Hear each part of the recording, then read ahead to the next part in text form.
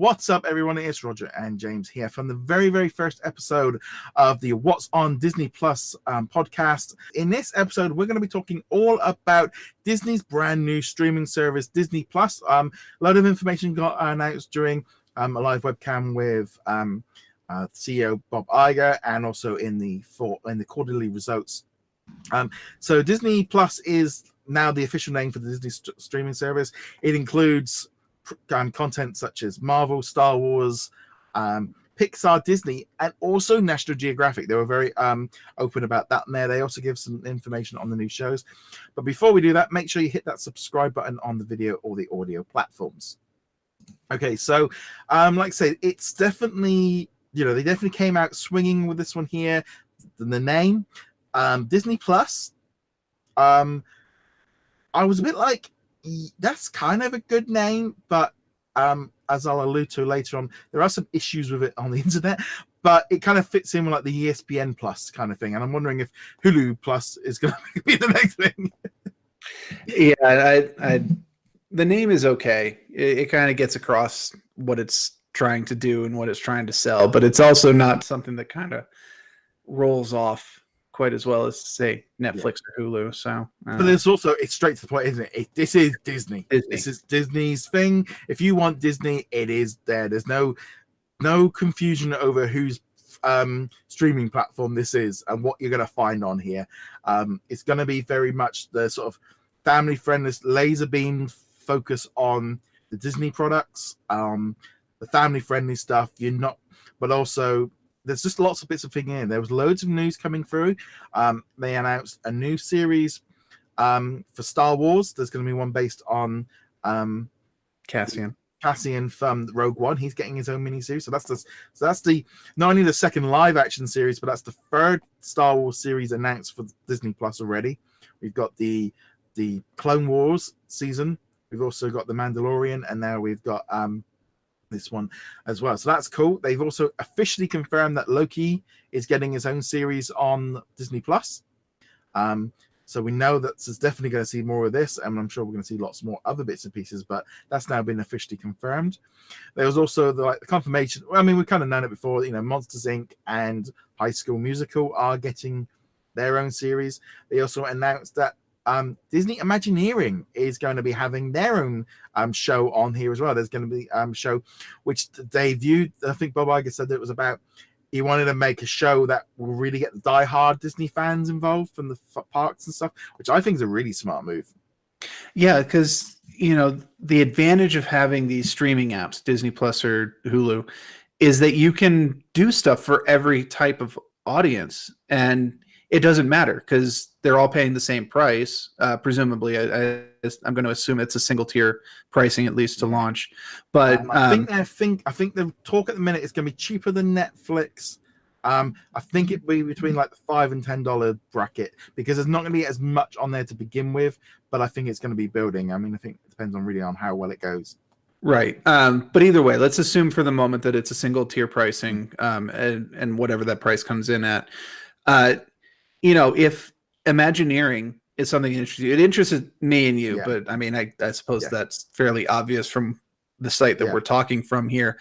So that's great. We can hunt it down. And at the same time, you and I, we don't have kids, so we don't have to worry about Mickey's Racers but the content's still there. So if you do have kids and you want to sit them down with Mickey's Treehouse or, whatever the CGI show at the moment, or the Mickey's Racers, that's right there. And if you want something a bit more serious, you've got the Mandalorian live action show or the Cassian show. And they're really kind of showing that they're going to take advantage of the fact that when you have a streaming platform, you can literally put whatever you want on it because the people who want to see it are going to go see it. And if you're not interested in seeing the Imagineering, then you're not going to watch it. You're going to watch other things instead.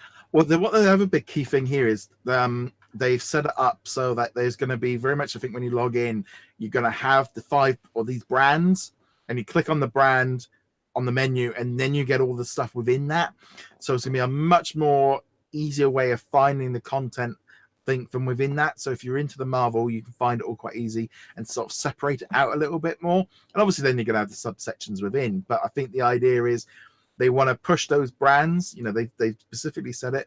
They are also planning with Hulu to I think they're in a situation with that of, until they've got full control over Hulu, they can't do a huge amount more with it. They'll have a 60% control, but they'll have to either buy out Comcast, and also I think I think Warner Brothers or somebody else has got 10%. They want to get the full thing. They want to fully go into that, and they fully want to use it, and they want to. I think it's primarily ABC, Freeform, and all the Fox stuff. I think anything that's not family friendly is, or they might put a few things on there, but I think anything that kind of falls under the Disney family friendly zone is going to be moved over there. I think things like the Runaways, I wouldn't be surprised if that got moved over to like Disney Plus eventually, and because anything that's, whereas something like Daredevil doesn't fit, but I don't think Disney are going to make anything like Daredevil again, because there's a different audience. I don't think they might put it on Hulu, but I think the fact that they've got that big Marvel logo slapped on the front of the Disney Plus very much says that they want to focus on that. I could see them doing maybe a little cross-pollination, though, because, you know, you've got a market where people will be Hulu Plus subscribers and they don't really want to get a Disney, because either they don't want to get too many subscriptions, which I can totally understand. That's my main thing right now, is there's too many subscriptions and they don't want to kind of spread it all out. So you can get them both. You can get Daredevil in the app, or you can get Daredevil on Hulu, and you don't have to get both, because maybe you're not interested in the Imagineering and Mickey's Racers and the old Disney afternoon cartoons. Maybe all you're interested in are the Marvel live action shows, in which case Hulu might be the better option for you. So I could see them kind of doing both in certain cases where it makes sense. Yeah. It's just that thing, if I look at like that at the moment, like The Gifted, Agents of S.H.I.E.L.D., and Runaways and Cloak and Dagger, they could all very easily be on Disney Plus. That fits in that family-friendly TV shows. Whereas maybe like Legion doesn't, and Legion and like Daredevil don't. So that kind of makes a bit more sense. So it's good. And there's also apparently a TV show based on Falcon and Winter Soldier. That's something as well. And also rumors of a show based on Scarlet Witch. So they're definitely kind of going down that line, and it's going to be interesting to see where they're going into this. They've also said that they're aiming to launch internationally for both Disney Plus and Hulu. It makes a lot more sense, and more so with the Hulu side of things now that the Sky purchase, kind of, they lost control of Sky, because I think if they had Sky, they wouldn't have needed the Hulu to go international, because they would have had Sky outside already. But Disney Plus is going to be launched. You know, they will be everywhere. It makes sense. It makes a lot more sense to have one streaming platform globally. We've already got Disney Life here in the UK, so that instantly, I think, is going to be merged in with that, because they don't need to run to. Disney Life was the trial bed for Disney Plus. You know that's going to be coming in. But there's lots of other things as well. I mean, I think the fact that they're so predominantly saying National Geographic, which we did a podcast on this a few months ago about how National Geographic is going to fit into Disney. If that isn't a sign of, like, seeing like the logos, and they have got this massive National Geographic sign next to the five logos. If that isn't how strongly they're looking at that as a Disney family friendly thing, nothing is it? I wonder if National Geographic is going to make its way into Animal Kingdom. I was just kind of thinking, this is kind of definitely. I mean, not a question of if it's going to, but how much of it could the Animal Kingdom actually become like National Geographic presents Animal Kingdom? This is totally off the top of my head. This only just occurred to me while you were talking about it, but yeah, it's going to be very interesting to see how they integrate it. And I'm glad that they're integrating it, because as we talked about in that previous podcast, there's a lot of very, very good content on National Geographic. So it's going to give them a lot of back catalog, a massive back catalog to get people in, but also constant stream of kids shows, obviously as well, but adult stuff. I mean, over here in the UK, brand new TV series started literally as of recording like last night. That stuff gets me in. I watch National Geographic bits and pieces all the time, so that's good that they, that's something going to be. And it's also a thing of, like, you look at that range of like Disney, Pixar, Marvel, Star Wars, National Geographic. There's a nice range, and that's aimed at adults, not just kids. It's very much wide range, and I think that's going to be the key thing here of offering choice, which is what Netflix and stuff have done so well in the past, of offering different people different choices. And Disney Plus is not a kid, because Disney Life is a bit of a kids, it's more of a kid friendly thing, whereas Disney Plus is being pushed. You can see the way they're pushing it.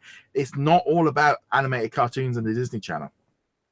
No, the sheer number of live action shows that they're talking about on the Disney Plus is pretty impressive, and it got me thinking about it, because a lot of it is backstory stuff for the various comic characters, Vision, Ant-Man, Winter Soldier, etc. Is they're kind of starting to treat these characters more like the comic versions of the characters, in that yes, the Avengers are the big story and the movies are the major events, but yeah, you can have stories in between, because that's kind of the one thing the movies have been lacking, is you only get the Winter Soldier movie and the Civil War and Ant-Man having a heist that involves half the city getting destroyed kind of thing.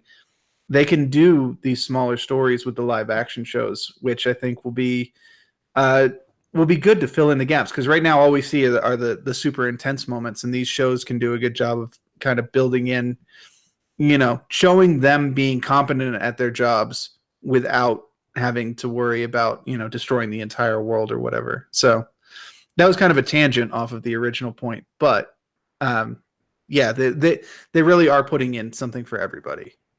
I mean, Disney are taking this very, very seriously. They've created a brand new division, and there's like, you're literally talking, there's the direct to customer consumer division, you've got television, you've got movies, and you've got theme parks and consumer products together. It's like literally like a thing. They're investing so much money. I mean, Hulu is losing a lot, but they're investing so much in that. They've been investing in BAMTech. They've been really ramping up with ESPN Plus as well, because that kind of all ties into what they're doing. They know that the television networks are changing.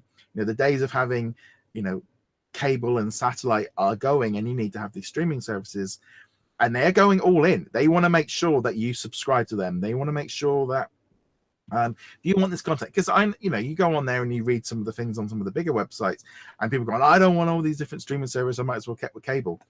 Well, cable was going to go regardless, and it's going to go back to the system of, it's like for me, I mean, I subscribed to Amazon Prime. The only reason I got it at this precise minute and why I've not cancelled it is because I'm watching Cloak and Dagger, but also my wife's watching Outland. Once those two shows go, I'm not sure I'm going to carry on. Netflix, the only reason I got Netflix was for those Marvel shows. Once, I don't know, it's that kind of thing of, you start taking all the stuff away. And a big one for me really is going to be Now TV, which is the UK version, where I get all my ABC and Fox stuff. And National, if you take all of that, it's like, once they lost Sky, and you start thinking, well, if they remove all of that from there and put on Hulu and Disney Plus, they're instantly removing that option and stuff of, it is going to be more things. But I think Disney Plus, they know what they've got. They know they've got the content, they've got the brands, and they're going to want to push it towards it. It's going to be, like I said, going to be coming late 2019. They want to make sure they've got everything in, but they are starting to pull stuff off of other streaming platforms.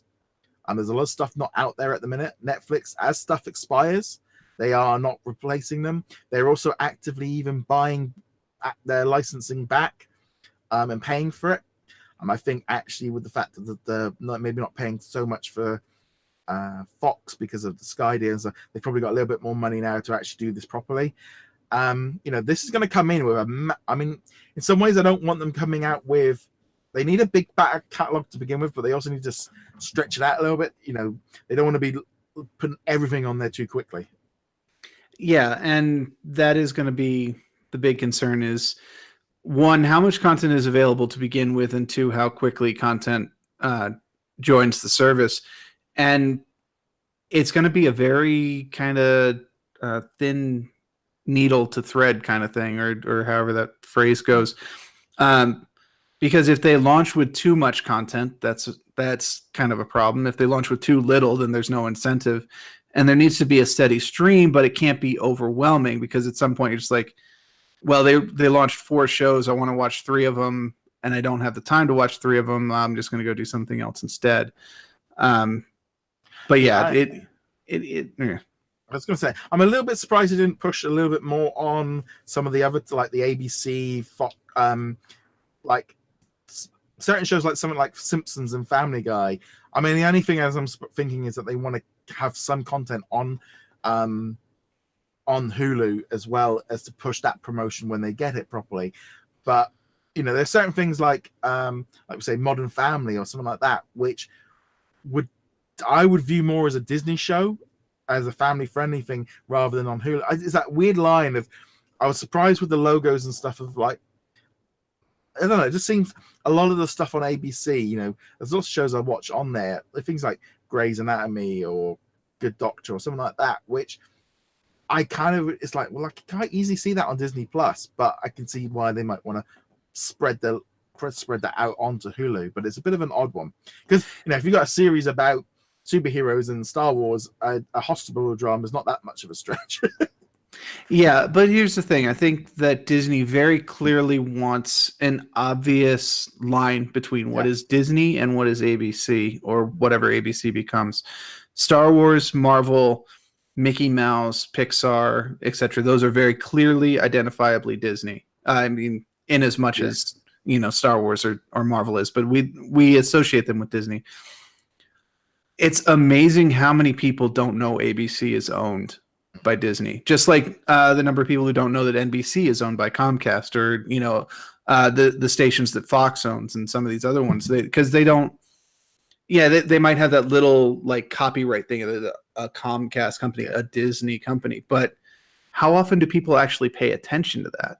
So, as we've talked about many times in the past, having that company that's not necessarily distinctly Disney, ABC, or back in the day, the movie studios that would release Touchstone movies like The Rock and Con Air and stuff like that, they get to have their cake and eat it too. Yeah. In that case, they get to have the quality programming that they want, hopefully, while keeping it separate from the Disney, so that when you think Disney, you're thinking Mickey Mouse, you're thinking Donald Duck, and so on. So I can see why they're doing it, though. Yeah, I think also that things might change as things go on as well. The service, I think, will evolve, and they might cherry pick some of the stuff that maybe is on their other brands and move over. And if they think it might be more beneficial, maybe they even start thinking actually running 2 platforms isn't cost effective. Maybe they will, you could easily see them go, actually, at one point go, actually, no, we just merged them all in, double the price, double down on having everything in one platform. It does seem a little bit like running 2 streaming networks or 3 streaming networks. Seemed a little bit over the top, but then they can kind of, like they say, they can, if you're not interested in sport, you're not going to get ESPN, but you have to wonder where it's all going to go eventually. Yeah, and that'll be a question as time goes on, because they might, in 2021 or something, go, there's no point in us having both Hulu and Disney Plus, or a separate subscription for ESPN. We're just gonna merge it all in. But who knows? It's all still very much experimental space, even though we've been streaming for a very long time now, largely thanks to Netflix and Hulu. It's still kind of uncharted territories for the major companies to kind of jump in.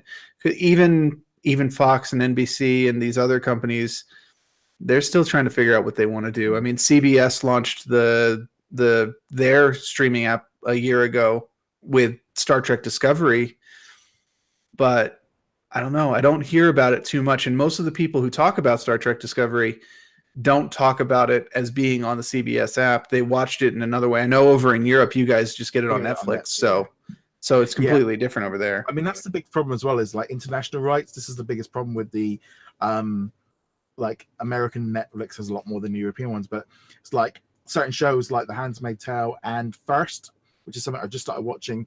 They've been on Channel 4 rather than on Hulu, and it's this kind of thing of as these rights deals run out, they will, we had like The Runaways was on like Now, and this is the other big problem they've got. If they've got to start like bringing everything in And I would imagine in the last year or two, they've been very much aware of this and signing contracts that are very much more shorter and not quite so long. But, you know, deals are going to run out, things are all going to start coming in. Once they know, like in the future, you know, with everything being global, Disney Plus, it'll be like Netflix, where The Mandalorian is on for everybody. Everyone around the world can watch it at the same time because we've not sold the rights to anybody else. It is our thing. You can all watch it on the same time at the same place. And that is what Netflix did and changed television, because I think that global aspect of it really helped when Stranger Things come out and everybody could talk about it and everyone could watch it at the same time. That changed how people, like, you know, on social media and stuff. It changed. Yeah, television's different to the way of spreading it out on different networks. And not even just that, just spreading it out week to week versus dumping it all at once. So personally, I hope they actually do the week to week. I personally think that's a better model. Maybe give a couple episodes to begin with, but let everyone soak. You know, it's like The Mandalorian. You know, if they deliver us 8 or 10 episodes on day one, everyone's gonna. It's like if they spread it out, then every week there's going to be that chatter about what? Oh, did you see it this week? Oh, this happened or that happened. Whereas when they do it all, everyone's like, where are you? I'm going to talk to you because just in case you're going to spoil it for me, but I don't want to spoil it for you either. You know, that kind of makes it a bit difficult. Yeah, it's definitely a common office conversation. I was watching Daredevil. Oh, where are you at? Oh, I'm on season 2, episode 5. Oh, I'm only on season 1, episode 2. Or, yeah. Oh, wow, I finished season 3 last night. It's like, well, you know, none of this helps any of us because we can't really have a conversation about this unless you don't care about spoilers. Yeah, but no, it's looking good. Obviously, we're going to be talking a lot more about Disney Plus and about Hulu and stuff. But on that note, I just want to make kind of a little bit of an announcement before we kind of move on. I have been working on a little side project, and it's kind of launching this week, which is brand new website, what's on DisneyPlus.com. It's all about the Disney Plus streaming network. Obviously, it's a year before, you know, it's not the site's not the actual platform's not going to be launching properly for a while, but we're going to be building up with it because there's already quite a bit of news already. And so I've changed the Disney Extra, DisKingdom Extra channel. That's now becoming the What's on Disney Plus channel. There's going to be a new podcast feed. So this episode will be the first episode to go up on there. And generally, I'll be pushing this one a lot more, but this is something I want to be kind of growing on. And as we're getting ready for the launch and stuff, it's going to be something to grow, and the site is just going to continue to build. Something I actually had the idea of about 3-4 months ago about the new Disney streaming platform, and I kind of got a lot of it built up, ready to go, but I just kind of needed the name before we could really kind of go on any further. But yeah, definitely, if you are interested in the Disney streaming platform, that's going to be our home for everything. Is going to be over there. There is going to be podcasts and videos and stuff on there. Obviously not, it'll be quite as much when we in the next few months, because there won't be as much to talk about. But if you're interested in Disney Plus, you definitely want to go check out the channel, subscribe on. It's got on social media and stuff, but you'll definitely see a little bit more about that on. But I'll just kind of put that out there before we end it. But on that note, guys, thank you very much for joining us. Make sure you check out both websites. James, where can they find you? Find me heroiclegacy.com. And on that note, guys, thank you very much for joining us. We'll be back soon. Later.